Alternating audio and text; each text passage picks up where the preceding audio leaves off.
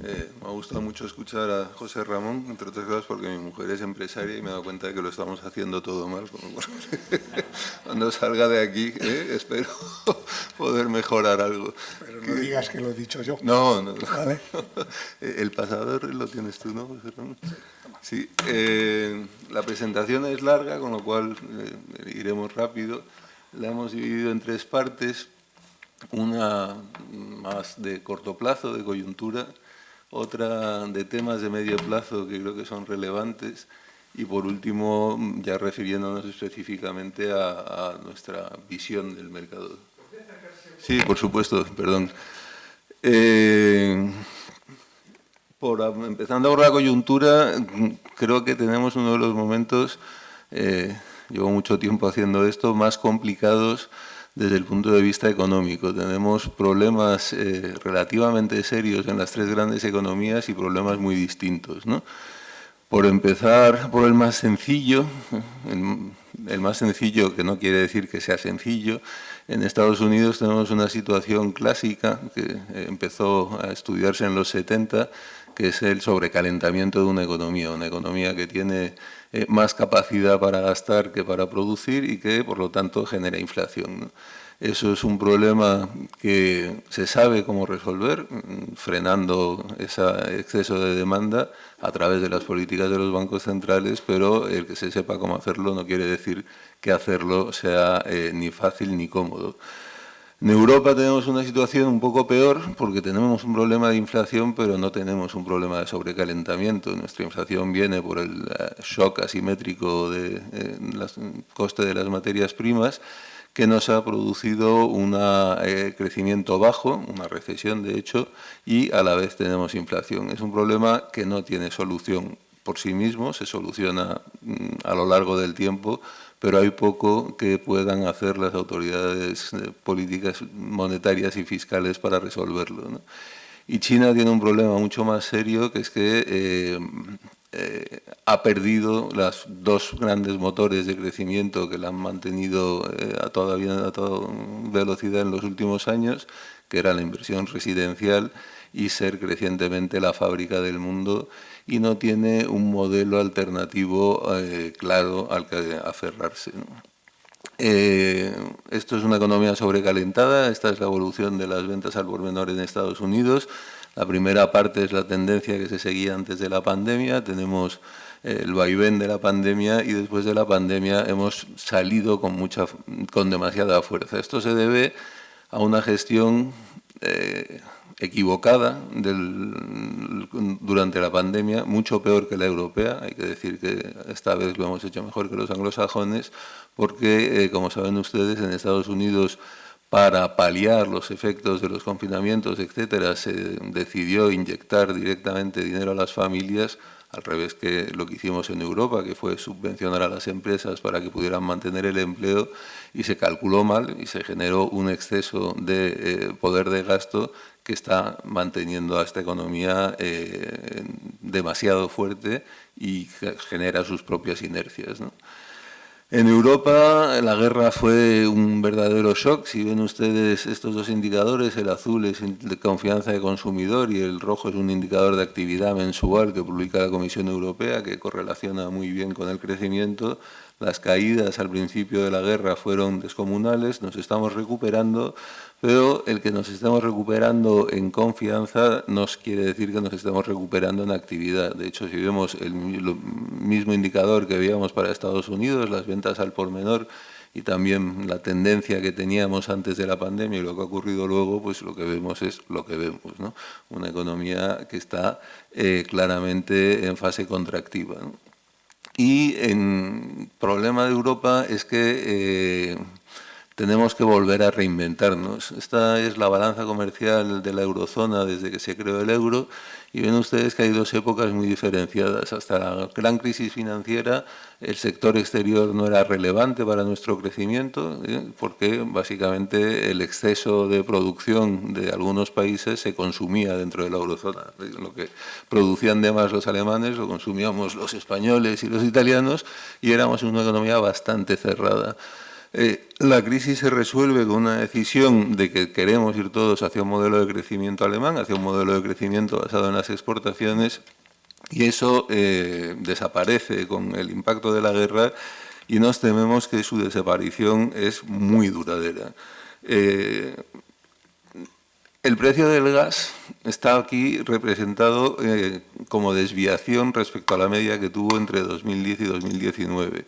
Ven ustedes como ya antes de la guerra Putin nos estaba avisando de lo que quería hacer y empezó a producir una escasez artificial del gas que nos llevó a que los precios subieran a 4 o 5 veces lo que habían sido antes. Durante la guerra o durante los primeros meses de la guerra vimos esos disparates, pero ahora ya realmente no dependemos del gas ruso, ya compramos el gas en otros sitios, pero seguimos pagando el precio que es aproximadamente 2 veces el que pagábamos antes. ¿Por qué? Pues porque cuando tienes hecho un gasoducto, eres un cliente cautivo, al que le llega el gasoducto es un cliente cautivo, pero el que mete por el gasoducto es un proveedor igual de cautivo, ¿no? Y eso te permite tener pues contratos de largo plazo que te mantienen al margen de las oscilaciones. Ahora mismo no tenemos eso, compramos el gas en el mercado internacional y, curiosamente, en estos momentos nadie nos quiere hacer contratos de largo plazo,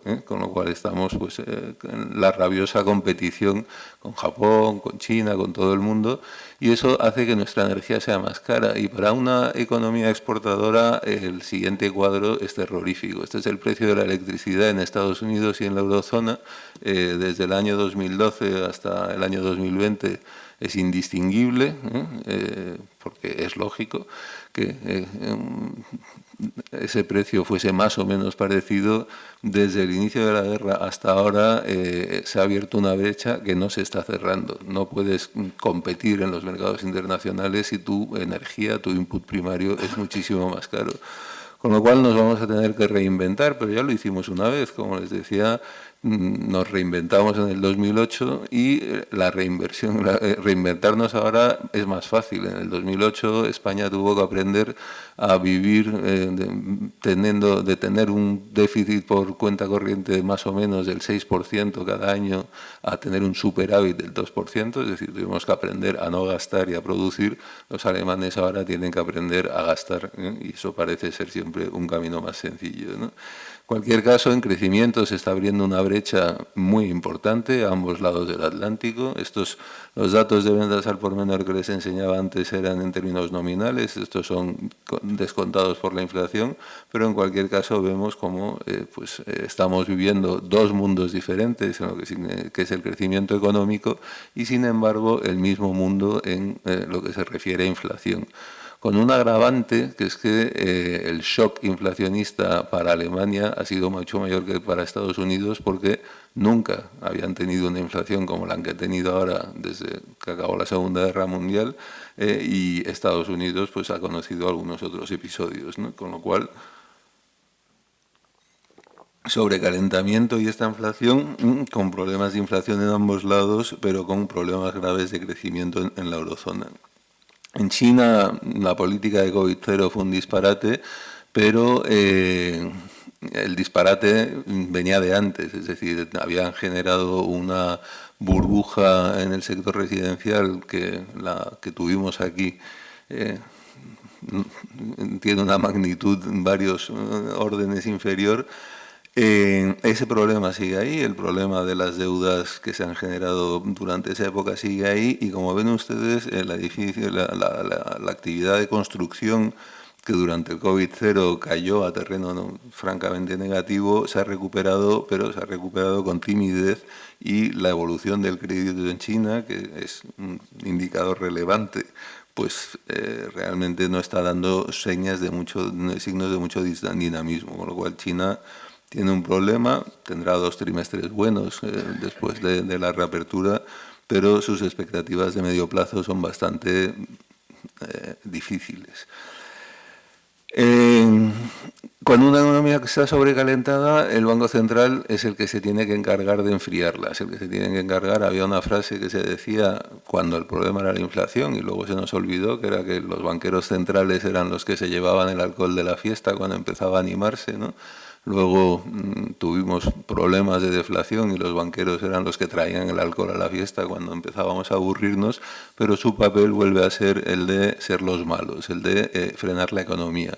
Para eso tienen una herramienta muy torpe, es decir, los banqueros centrales nos parecen gente muy poderosa, pero en el fondo trabajan en una situación muy incómoda, tienen una información incompleta que les llega con retraso sobre la actividad económica, que con frecuencia se revisa posteriormente, y tienen una herramienta que es como una escopeta de cañón recortado con la que se le pide que hagan operaciones de cirugía de alta precisión, ¿no? Con lo cual saben que siempre se van a equivocar, tienen que elegir de qué lado se van a equivocar, si se van a equivocar siendo demasiado cautos o se van a equivocar siendo demasiado agresivos, ¿no?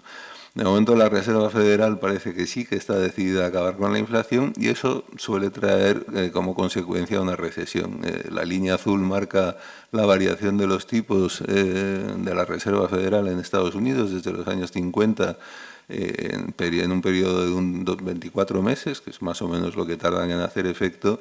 Y como ven ustedes, cuando hemos tenido subidas como las que tenemos ahora, las líneas grises que marcan los periodos recesivos no suelen tardar mucho en aparecer, ¿no? La verdad es que hay dudas de si la Reserva Federal tiene el compromiso suficiente con la inflación para pagar el precio que hay que pagar para controlarla, ¿no? Yo creo que son dudas infundadas. Este es un gráfico que debería colgar en cualquier despacho de cualquier banquero central, es la evolución de la inflación en Estados Unidos desde los años 50. La serie está alisada, es decir, no es la inflación mes a mes, sino medias de 12 meses. Y lo que queremos indicar es que la inflación es el de los pocos fenómenos económicos que tiende a revertir a una media, que se mueve durante periodos largos de tiempo en un rango, oscilando en torno a una media. Eso es porque la inflación es sobre todo un problema de expectativas, es decir, si no tenemos una presión excesiva en un sentido o en otro, si no nos hacen cola los clientes en la puerta, que nos animaría a subir precios, o no nos entran, que nos animaría a bajarlos, es decir, en situación normal subiremos el precio lo que creemos que podemos subir el precio, lo que pensamos que nuestros competidores, nuestros clientes y nuestros partners en general considerarán normal. Y esa expectativa de inflación tiende a mantenerse a lo largo del tiempo.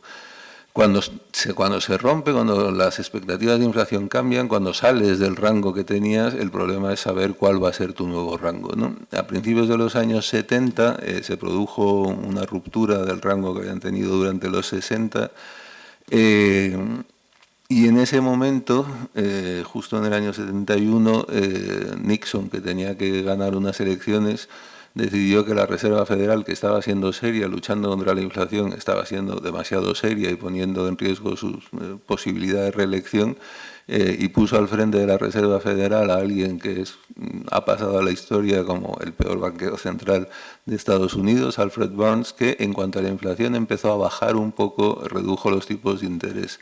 Con eso el mensaje que le dio al público era que el suelo de la inflación estaba por encima de donde había estado el techo del rango anterior. Y cuando el suelo está ahí, pues lo que haces es intentar descubrir dónde está el techo y con la ayuda de los embargos de petróleo, pues descubrieron que los techos estaban muy altos. A esto se refiere bastante el presidente de la Reserva Federal, habla de Alfred Burns y dice que él no quiere ser como Alfred Burns, con lo cual el problema que tiene Estados Unidos no es conseguir que la inflación baje, sino conseguir que baje hasta un punto en el que el suelo de la inflación no esté muy lejos de donde estaba antes, ¿no?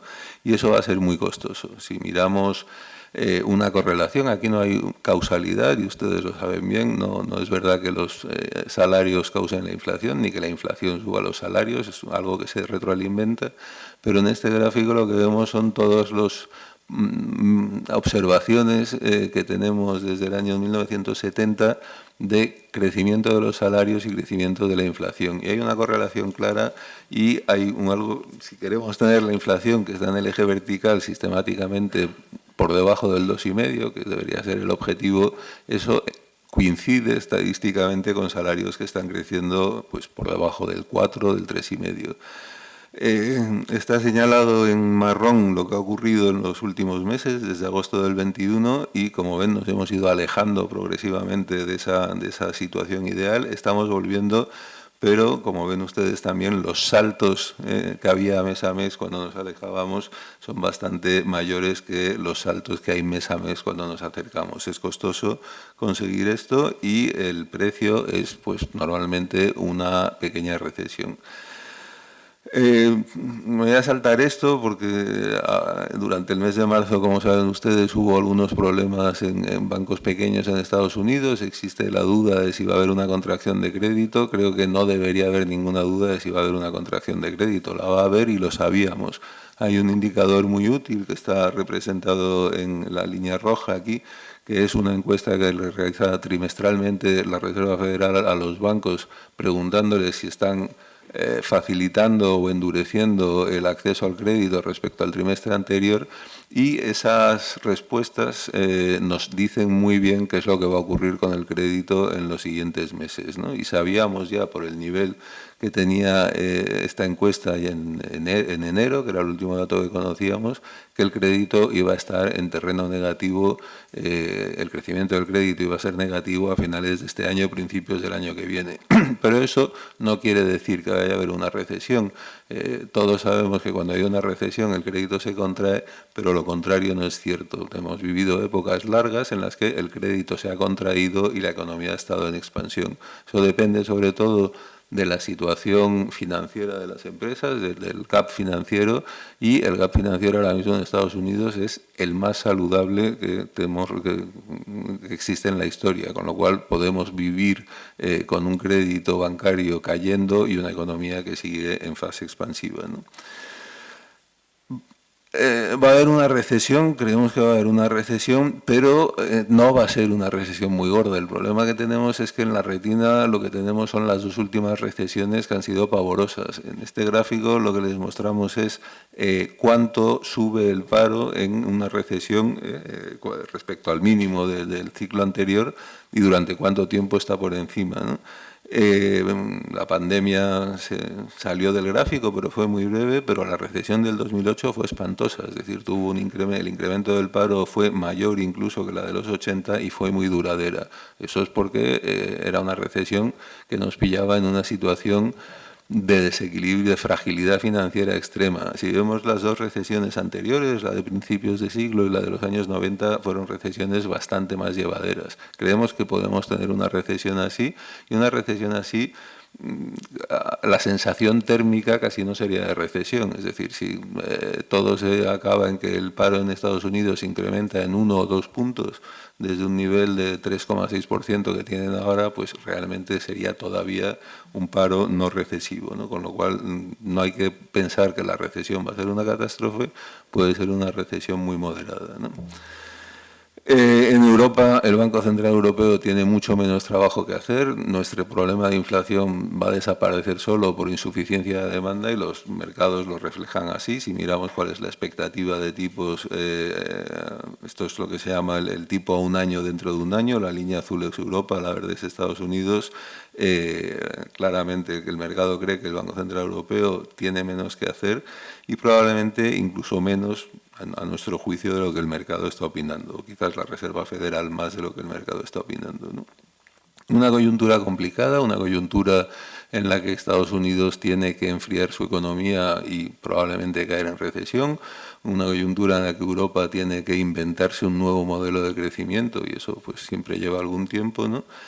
Y un escenario que además tiene más incógnitas que de costumbre. Evidentemente lo que está ocurriendo en el terreno geopolítico es una incógnita, ahora hablaremos más de eso, pero incluso la situación en la que estamos es una situación en la que no habíamos estado nunca. Si hacemos el dibujo que les hacía antes de la relación de paro e inflación, aquí, perdón, me he pasado.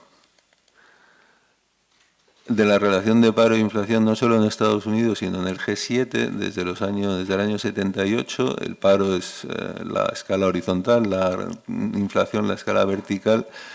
Nos hemos venido a un sitio, estamos en esa cola que hay arriba a la izquierda, en el que no habíamos estado nunca, y eso tiene el inconveniente de que los modelos econométricos, que son como la inteligencia artificial, solo funcionan con correlaciones. Cuando están en sitios donde no hayan estado, pues no sabemos si las correlaciones funcionan, con lo cual también hay posibilidades de no linealidades que nos sorprendan respecto a lo que los modelos están prediciendo, ¿no? El medio plazo, de hecho, el medio plazo, había pensado llamarle a esta presentación malas épocas para ser empresario, porque lo que creemos que está ocurriendo es algo de cuya gravedad es difícil darse cuenta, porque hemos vivido un largo periodo muy bueno, que ha sido el de la globalización, y eso se ha acabado, ¿no? Y se ha acabado, ahí ponemos los principales culpables, que, digamos, han sido golpes sucesivos de los que difícilmente nos vamos a recuperar. Hemos puesto a Trump el primero porque es vistoso y siempre queda bien en una presentación, pero realmente Trump es el reflejo de algo que está ocurriendo en todas las democracias occidentales, que es que el electorado no quiere globalización y vota a los políticos que le dicen que no va a haber globalización. En el gráfico lo que ven son la historia de los aranceles en Estados Unidos, una época de liberalización interrumpida, los dos picos son las dos crisis del petróleo, estabilización y otra vez la gran liberalización de los años 90. Con Trump eso se interrumpe, con Biden sigue. Es decir, hay un problema político porque las democracias occidentales eligen gobiernos antiglobalización, ¿no? Sobre ese problema, que veremos dónde tiene su origen, tuvimos el problema de la pandemia que nos llevó a decir, oye, no nos llegan los pedidos, ¿no? La línea azul es también una encuesta mensual a los empresarios americanos en los que se les pregunta, entre otras cosas, cuánto tardan los proveedores en darles los pedidos. Pues ven que nos fuimos a un sitio en el que no habíamos estado pues desde las crisis del petróleo, ¿no? Y esa sensación de que realmente las cadenas de producción globales eran frágiles empezó a hablar, ¿no?, a hacernos hablar de cosas como el nearshoring, perdón por el inglés, ¿no?, acercar las cadenas de producción a los centros de consumo para evitar estas fragilidades, ¿no? Y cuando estábamos pensando que la política estaba girando en contra de la globalización, que la globalización además había demostrado una fragilidad de la que no éramos conscientes, pues empezó la guerra de Ucrania y nos recordó que depender de tus enemigos en determinados bienes es un problema muy serio, ¿no? Y nos recordó eso justo en un momento en el que nuestro principal proveedor de bienes muy relevantes está teniendo una deriva llamativa, porque Xi Jinping está mucho más cerca de Mao que de todo el proceso de liberalización que hubo en China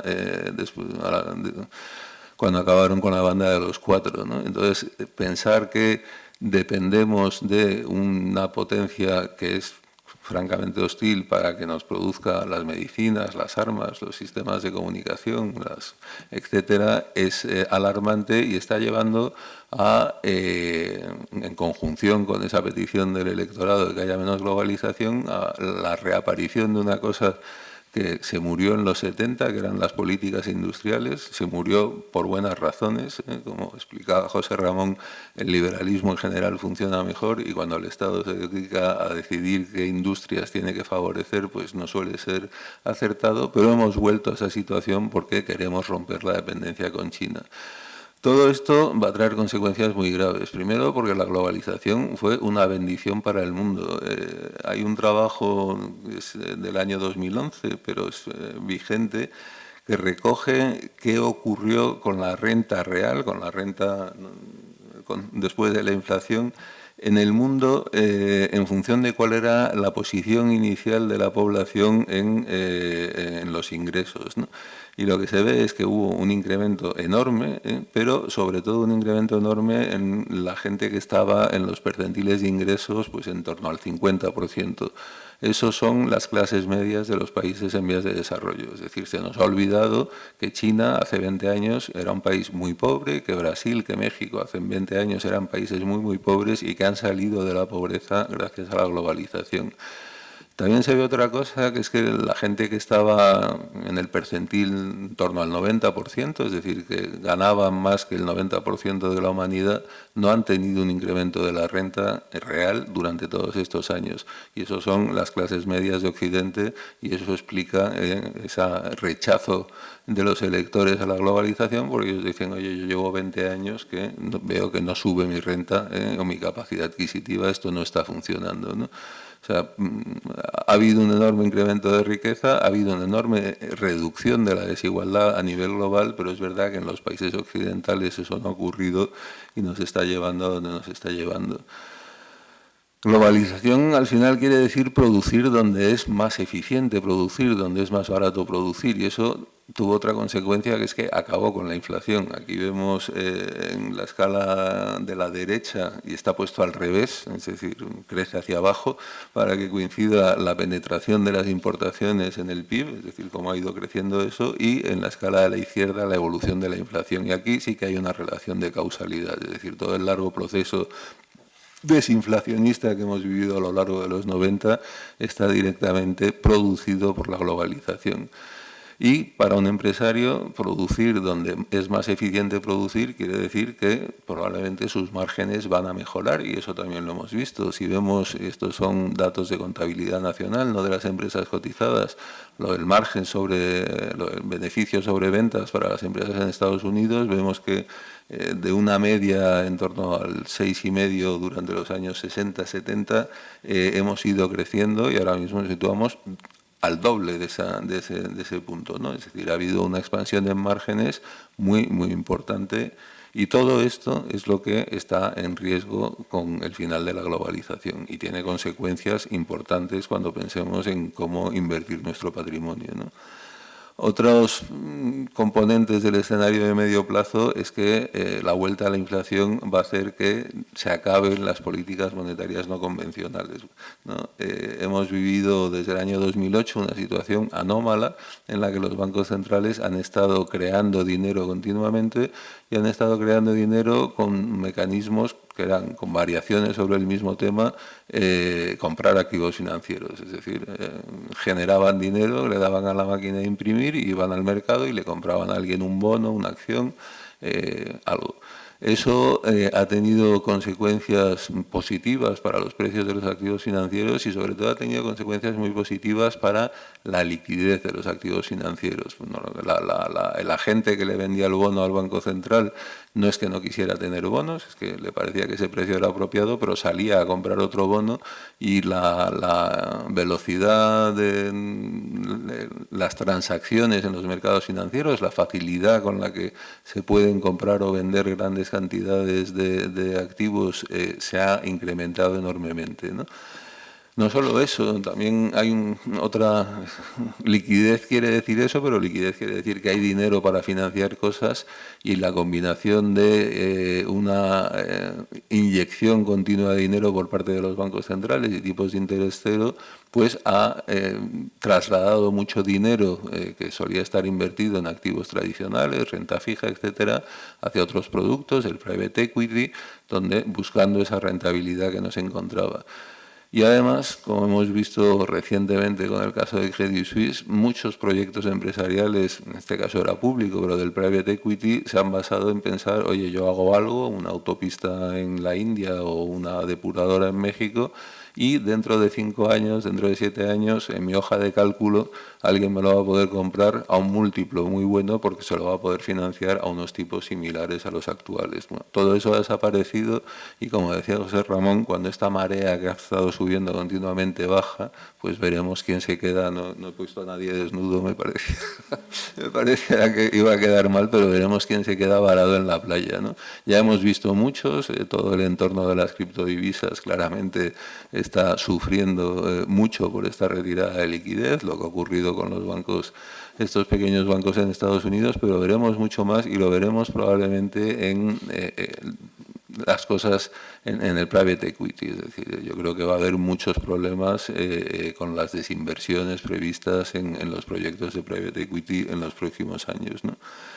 También en el medio plazo pueden pasar cosas buenas. Lo mejor que nos puede pasar a todos es que suba la productividad. Es una mentira que le decimos a nuestros hijos, es que para prosperar en la vida hay que trabajar mucho, ¿no?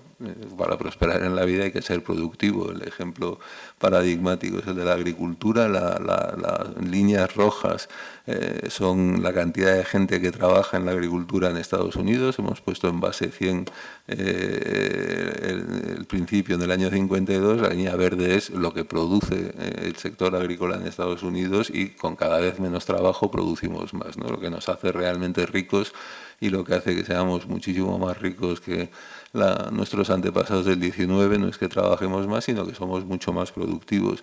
La productividad suele ser una combinación de dos cosas, un adelanto tecnológico y un cambio en la manera de trabajar.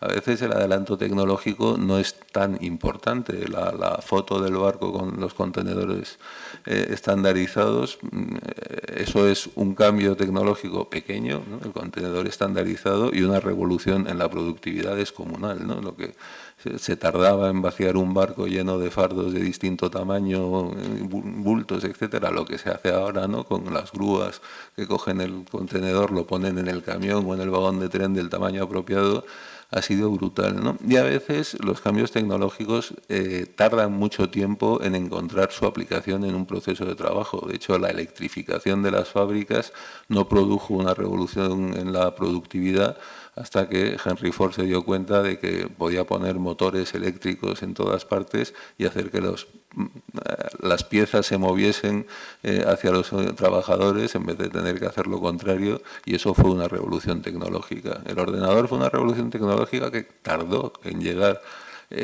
a la productividad. Eso yo lo viví. Cuando yo empecé a trabajar, en mi banco había ordenadores que eran, la palabra ordenador, a veces uno no se da cuenta de que la etimología dice mucho, ¿no?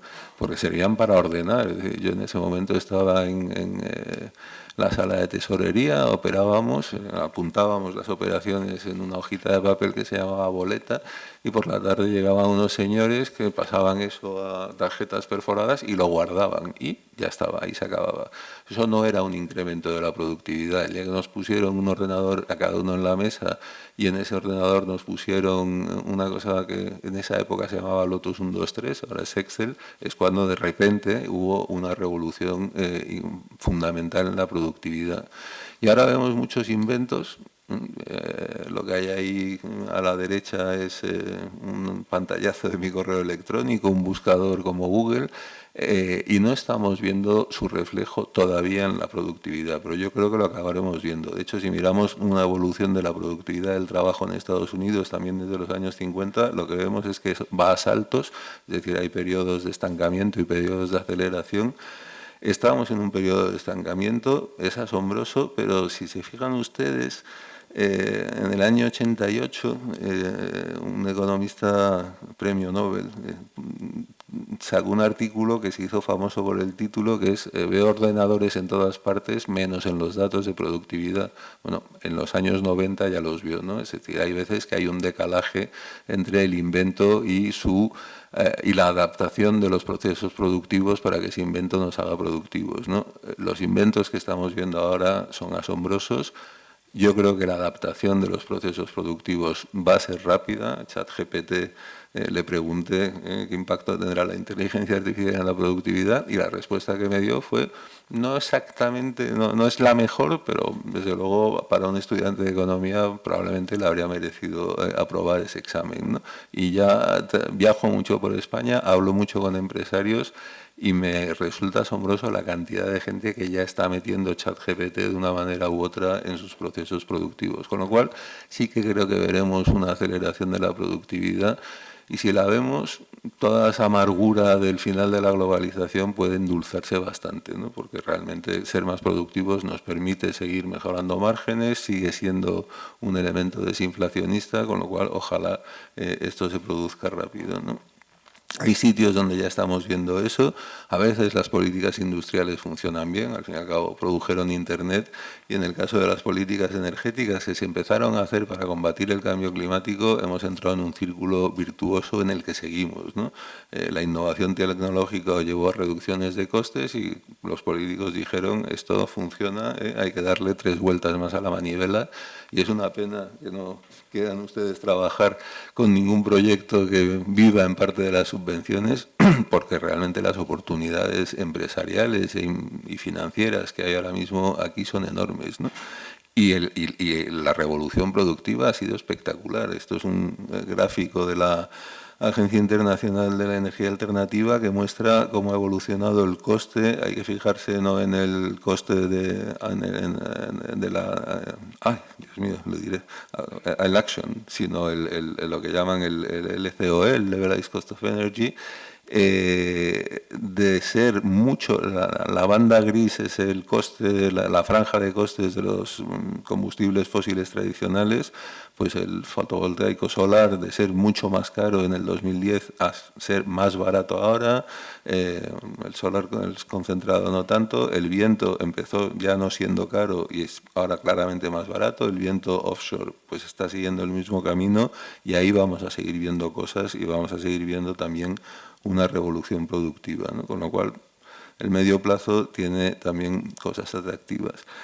Y entrando ya directamente en mercados, tenemos un ciclo que está siendo tedioso como inversor porque el mercado está tardando mucho en reaccionar a lo que está ocurriendo, en buena medida yo creo que porque eso, hemos vivido tantos años con la idea de que el Banco Central es algo que está ahí para ayudar cuando las cosas van mal, que no nos acabamos de convencer de que ahora no es esa la situación, ¿no? Aquí hay 2 líneas. La línea verde lo que nos muestra es la Reserva Federal trimestralmente nos dice dónde los miembros de su equipo que fija los tipos, del FOMC, ven dónde van a estar los tipos a final del año en curso y del siguiente, ¿no? Entonces, en marzo del 22 nos decían que veían los tipos a finales del 23 un poco por debajo del 3%, en junio nos subieron eso el 3,75%, en septiembre nos lo volvieron a subir, en diciembre otra vez, ¿no? Eso nos muestra un Banco Central que está corriendo detrás de la situación, ¿no? Que no va por delante, sino que va por detrás, cosa que nos debería inquietar y nos debería hacer pensar que quizás los tipos van a subir más incluso de lo que nos están diciendo, ¿no? Y sin embargo, si miramos la línea azul, que es el precio en el mercado hay un mercado de futuros sobre dónde van a estar los tipos de la Reserva Federal, el precio en el mercado de dónde va a estar el tipo de la Reserva Federal en diciembre de este año, ha estado casi todo el rato no creyéndose lo que le decía la Reserva Federal, ¿no?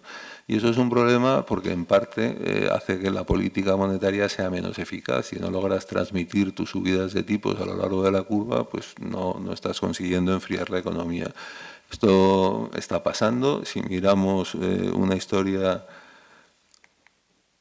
Ay, hay veces que se me queda esto interrumpido. Si miramos una historia larga de la evolución de los tipos... ¿Dónde está el ordenador? ¿Hacia dónde tengo que apuntar?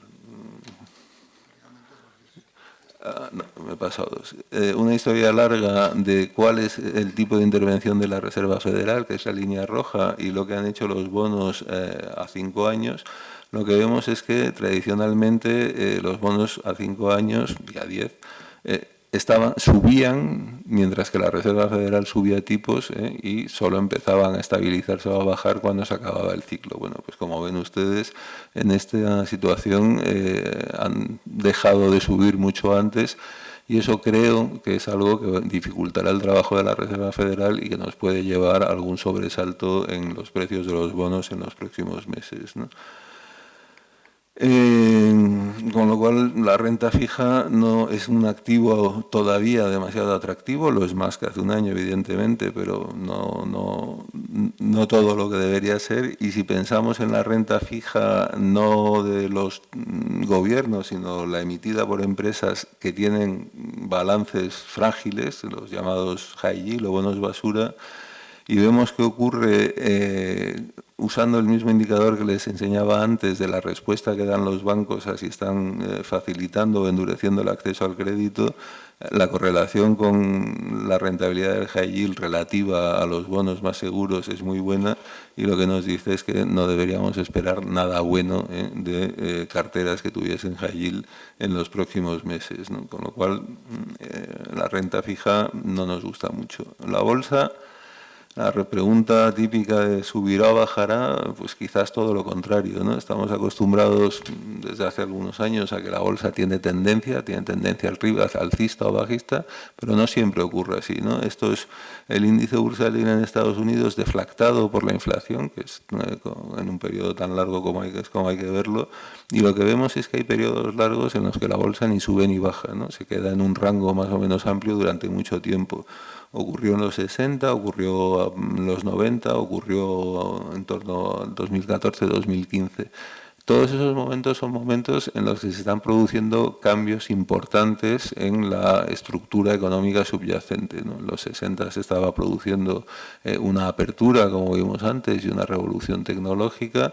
En los 90 estaba iniciándose la globalización. En el 15 hubo el problema de si China iba a seguir un camino o otro con su divisa, que finalmente se resolvió. Estamos viviendo un momento así y creo que es fácil apostar a que la respuesta del mercado bursátil va a ser vivir en un rango durante mucho tiempo. Y como nos pasa con frecuencia a los economistas, de hecho lo que estoy haciendo es predecir el pasado, porque eso es lo que nos ha ocurrido. Es decir, si miramos el índice global de la bolsa en euros, pues llevamos en un rango de más o menos 10%, pues desde agosto del año 21, que es bastante tiempo, ¿no? Y no parece que a corto plazo vayamos a salir de ahí, ¿no? Lo que pasa es que quizás estemos en la parte intermedia del rango y el próximo movimiento podría ser más hacia la parte baja del rango, ¿no? ¿Por qué pensamos eso? Pues primero porque va a haber una recesión en beneficios, eso creo que nos parece evidente, tanto por las posibilidades de recesión como por lo que hemos comentado de los márgenes. Y es verdad que los precios caen antes de lo que hagan los beneficios. Aquí tienen una historia de lo que han hecho los beneficios del índice S&P 500. Es la línea verde, el precio, la línea roja y las previsiones del consenso de analistas sobre los beneficios. Y lo que vemos es que los precios caen antes de que los beneficios empiecen a caer y suben antes de que los beneficios hagan suelo, ¿no? Con lo cual, la primera parte la hemos visto, los precios han caído antes de que caigan los beneficios, subirán cuando los beneficios hagan suelo, lo malo es que no sabemos cuándo van a hacer suelo, y en la medida en que pues, la Reserva Federal está siendo menos eficaz de lo esperado en frenar la economía americana y la recesión puede tardar más en llegar, pues quizás ese suelo esté más lejos y por lo tanto ese suelo también en los precios tarde más en llegar, ¿no? Eso se une a que las bolsas no están especialmente baratas. A mí este gráfico es de los que más me llaman la atención de esta presentación, porque lo que nos muestra es el precio que se paga por los beneficios que el consenso espera en distintos mercados desde enero del 19, ¿no? Y cuando uno piensa lo que era el mundo en enero del 19, con riesgos de deflación, tipos de interés cero, creación continua de dinero, globalización próspera, y lo que es el mundo ahora, lo que no esperaría es que el precio que pagamos por los beneficios sea prácticamente el mismo. Es decir, no para la bolsa aparentemente no ha pasado nada. En el fondo sí ha pasado algo, que es que generamos una burbuja de valoración durante el 21, hemos corregido, pero al final estábamos donde estábamos al principio, con unos tipos de interés muy superiores, con unas expectativas de medio plazo deterioradas, con un problema en márgenes que no teníamos, y eso pues no nos parece que haga que la bolsa sea especialmente atractiva, ¿no? Va a haber recesión de beneficios, eso está claro, y no sabemos cuándo se va a acabar. Ahí uno de los indicadores más útiles que usamos es los datos de comercio mundial, porque adelantan bastante bien el crecimiento de los beneficios empresariales, y además tenemos datos todos los meses y además normalmente en la primera mitad del mes, con lo cual tenemos un indicador de alta frecuencia que correlaciona muy bien con la evolución posterior de los beneficios, y lo que se está estamos viendo es que el comercio mundial de momento sigue cayendo, con lo cual pues no hemos visto el final de la caída en beneficios, ¿no? Y sobre todo el problema de los márgenes es el que nos parece más acuciante. No voy a volver hacia atrás, pero si les enseñara el gráfico de la evolución de los márgenes en Estados Unidos, las oscilaciones que iba haciendo se correspondían al ciclo. Es decir, es muy raro ver una contracción en márgenes si no hay una recesión, ¿no? Y estamos viendo en Estados Unidos que ya hay una contracción en márgenes y no hay una recesión, con lo cual, bueno, pues las cosas pintan mal para cuando realmente la haya.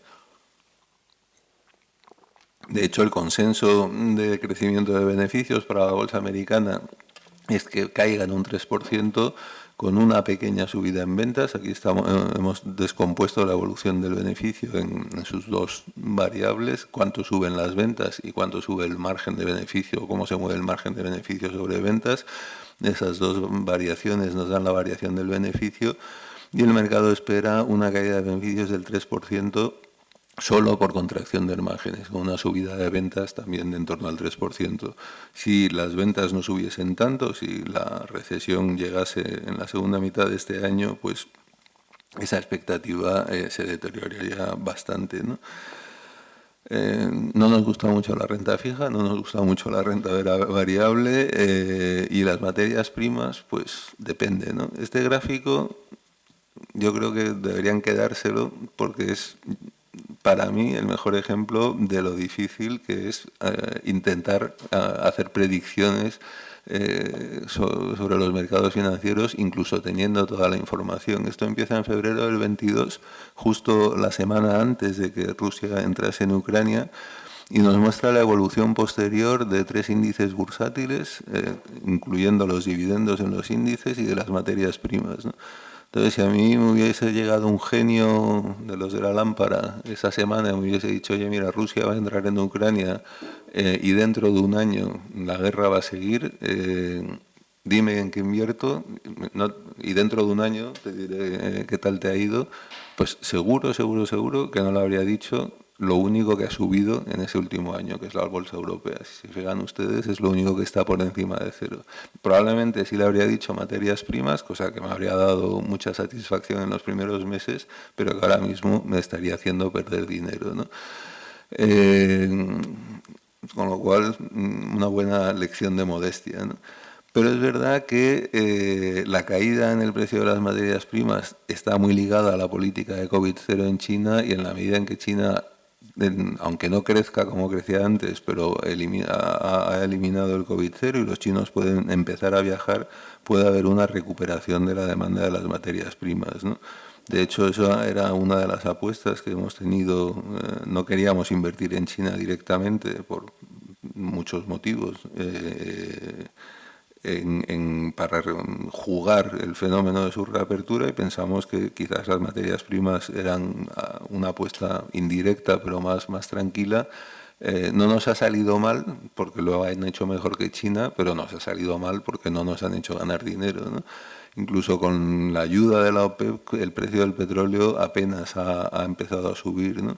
Y eso no es difícil de entender, porque es que la OPEP cada vez manda menos. Si miramos lo que ha crecido la oferta de petróleo, que es la línea roja en este gráfico, y la descomponemos en la producción de petróleo y descomponemos eso en esa variación en cuanto ha variado en la producción de la OPEP de Estados Unidos y de otros, desde el año 2012 lo que vemos es que la OPEP no ha parado de reducir su producción y que Estados Unidos ha ocupado su espacio y recientemente otros, y tienen la capacidad de hacerlo. Es decir, petróleo hay bastante en el mundo para satisfacer a la demanda, salvo que la demanda se acelere significativamente.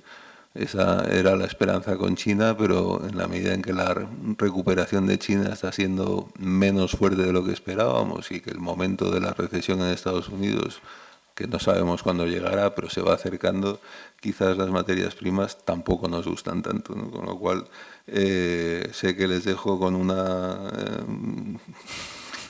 recomendación de inversión poco atractiva, pero realmente, como dicen los anglosajones, hay momentos en los que cash is king, ¿no? Y que preservar, otra frase muy buena de Warren Buffett, hay momentos en los que hay que hacer no es rentabilizar el capital, sino preservar el capital, y creemos que estamos en un momento parecido a ese, ¿no?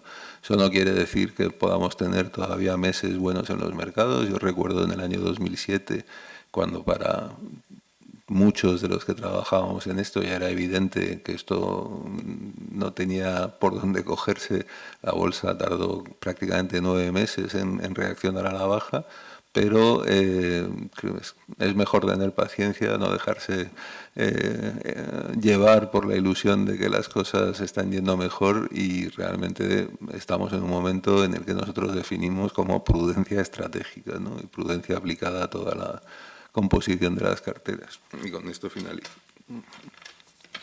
Muy bien, muchísimas gracias, Santiago. No sé si alguien tiene alguna pregunta. Tenemos la suerte de contar con Santiago hoy aquí. A ver si alguien se anima. Por favor, tienes que darle al micrófono. La oímos, ¿no?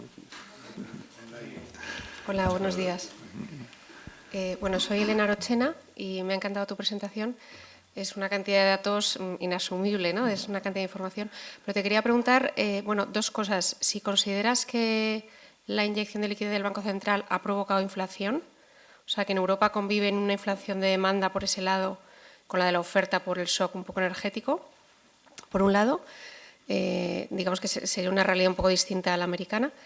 Y luego, por otro lado, también preguntarte, que yo lo llevo observando también un tiempo, la curva de tipos aplanada o casi invertida, bueno, no deja de confirmar un poco todas tus, ¿no? Todo lo que has comentado. Entonces, bueno, pues tú solo saber qué piensas al respecto. Gracias. Son muy buenas preguntas. El Banco Central Europeo no ha sido más agresivo que la Reserva Federal, y desde luego los dos han sido menos que el Banco Central de Japón creando dinero. La creación de dinero por sí misma nunca produce inflación. Lo que produce inflación es que ese dinero se use, ¿no? Mientras vivíamos el periodo desinflacionista desde el 2008 hasta ahora, y los bancos creaban dinero, ese dinero no se usaba en la demanda final, y por lo tanto no era inflacionista. Lo que ha producido la inflación ha sido sobre todo la política fiscal, es decir, la inyección salvaje de renta que les hicieron los americanos a las familias y que todavía sigue ahí, es decir, el ahorro acumulado por las familias americanas durante ese periodo por ese incremento excepcional de su renta no se ha gastado, o no se ha gastado del todo.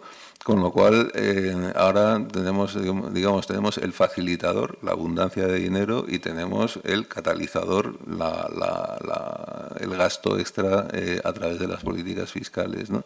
Y de hecho, idealmente, los dos centros de política económica deberían remar en la misma dirección, es decir, para conseguir frenar la inflación adecuadamente, la política fiscal debería estar siendo mucho más restrictiva de lo que está siendo, y no lo está haciendo, por motivos que probablemente geoestratégicamente tienen sentido, que es la idea de la necesidad de restablecer una base industrial en Occidente, y lo que están haciendo los americanos con el Inflation Reduction Act, que el nombre peor puesto no lo he visto en mi vida, es volver a hacer una inyección fiscal descomunal en una economía que está sobrecalentada, ¿no? Con lo cual ahí hay un problema real, porque el Banco Central está remando en una dirección y los gobiernos en otras. Y en Europa también por motivos que uno difícilmente puede criticar, porque se ha hecho una inyección fiscal para paliar en la medida de lo posible el shock energético, tanto para familias como para empresas, pero no deja de ser una inyección fiscal en un momento en el que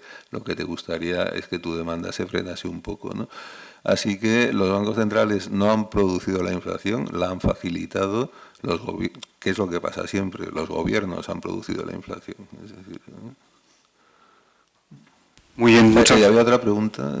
La curva invertida. Sí, la curva, cuando el mercado cree que va a haber una recesión y que los tipos de interés van a tener que bajar, eso se refleja en que los tipos de largo plazo caen por debajo de los de corto plazo, y desde los años 80 ha sido un predictor infalible de una recesión, y volvemos a tener una curva invertida.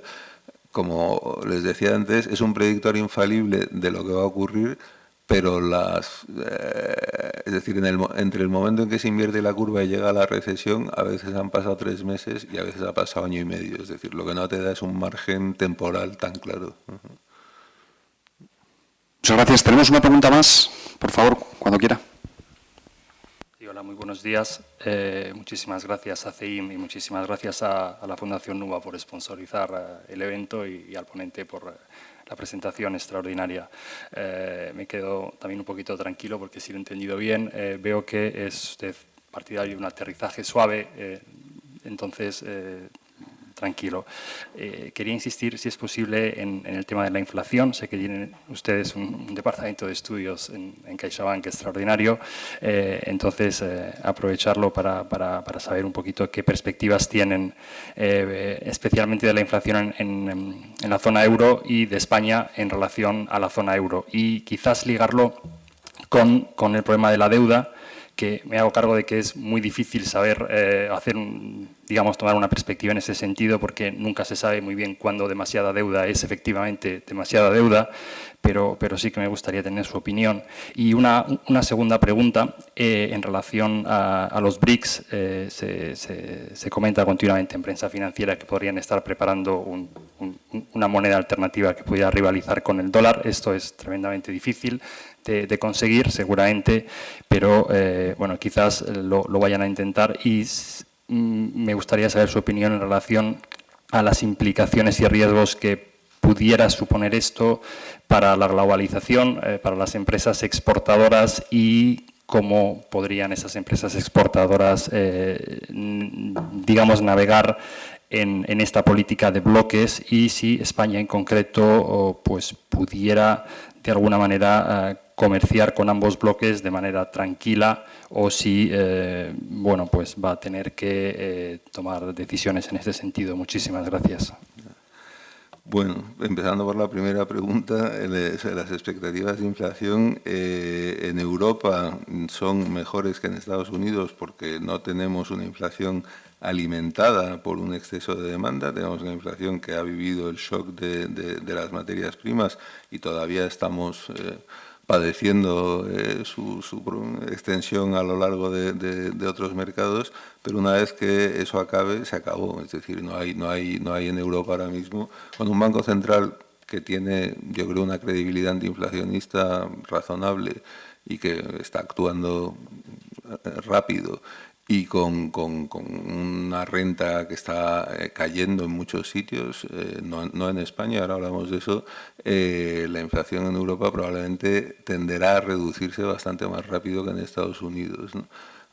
En parte depende también de lo que haga el euro, y bueno, pues un cierto endurecimiento del euro como estamos viviendo ahora también nos ayuda, ¿no? En Estados Unidos yo creo que el problema es que la inflación está basada en un exceso, o sea, en que se les agolpan los clientes en la puerta a los empresarios, y pues la reacción normal es subir precios, ¿no? Si puedes, y además te está subiendo el precio de tus inputs, ¿no? Con lo cual la inflación puede ser bastante más duradera. ¿Había otra pregunta antes de la de los BRICS o pasabas ya a la de los BRICS? Sí, era el efecto de una posible moneda por parte de los BRICS en relación a la globalización, y cómo las empresas españolas exportadoras especialmente podrían navegar esa política o esa situación geopolítica, digamos, de bloques. La fractura de la globalización, si se produce, y me temo que se está produciendo, evidentemente también implica una fractura de los mercados de capitales. Es decir, si eres el enemigo de Estados Unidos, no vas a usar el dólar, entre otras cosas, porque has visto que eso puede volverse en tu contra, como le ha ocurrido a Rusia, ¿no? Con lo cual el uso no de una moneda común, sino del renminbi, porque al final en el otro bloque quien manda es China, va a incrementarse indudablemente.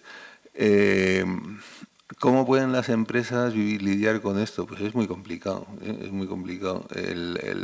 Hay una solución que es intentar segmentar tus líneas de producción en función de a dónde van dirigidas, y lo que vayas a vender en Occidente, pues poner las plantas en México o en Marruecos, y lo que vayas a vender en China, pues dejarlas en China.